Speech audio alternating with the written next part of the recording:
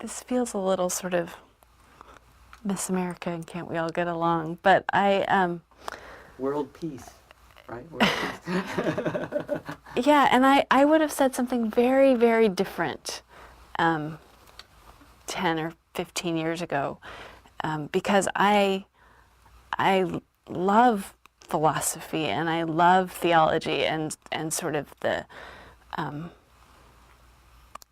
intellectual wrestle with these questions about who God is and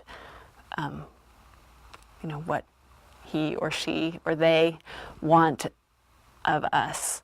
And I was, among many other majors, I was a philosophy major for a long, that was one of the ones that stuck for a pretty long time. And I do love the sort of intellectual foment of trying to figure out questions that matter in a thoughtful way.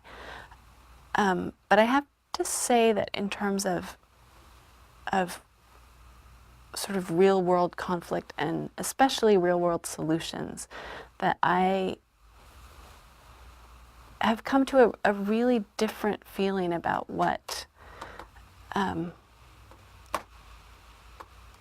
makes for human peace. And it has something to do with having had a baby. I was growing up, I sort of lived from here up. I had a very intellectual family, and we were all about ideas and books, and I sort of liked the Christian idea of heaven as a place where you're freed from bodily passions, and you shuffle off this obnoxious carcass that constrains your spirit and commune, soul to soul. And then I had babies, and I remember sitting in church one week holding my 6-month-old and thinking, he doesn't have any thoughts, he doesn't, there's no soul-to-soul communion here, but this 20 pounds of flesh is dear to me in ways that nothing else ever will be in the world. And I went home and wrote in my journal that I was afraid I was going to hell because I loved my baby more than I could ever love God. And that was shocking to me. And I didn't love him in some metaphysical way. I loved holding him and touching him and smelling him. And over the years, as I've sort of taken that into my religious life, I'm more and more convinced that that the needs of the bodies that we meet, the people whose faces we see, that responding to their faces and to their needs of their human bodies is the fundamental essence of religion. And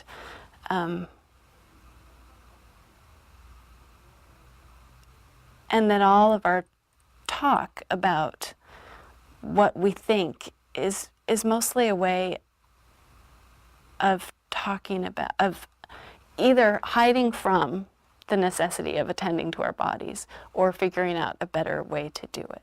But that real religion is feeding people. So this afternoon, for instance, I'm listening to all the talk going on and also thinking everyone in this room is hungry or tired, and the way that they're thinking about religion has everything to do with their being hungry or tired or sore from sitting down, or that we can't extract this discussion and have it on some other plane where we're about propositions or thoughts or arguments. And I hope that's not too facile. I mean, maybe it is to say it doesn't really matter what you think as long as you feed each other. But I really think that might be it. And that what religions tell us about our bodies and what they mean is a place where we can talk, that what we do with death, with dying, with birth, with how we ritualize those transitions and how we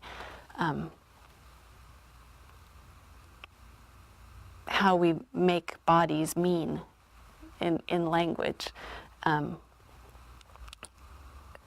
might be the best place to start with interreligious dialogue.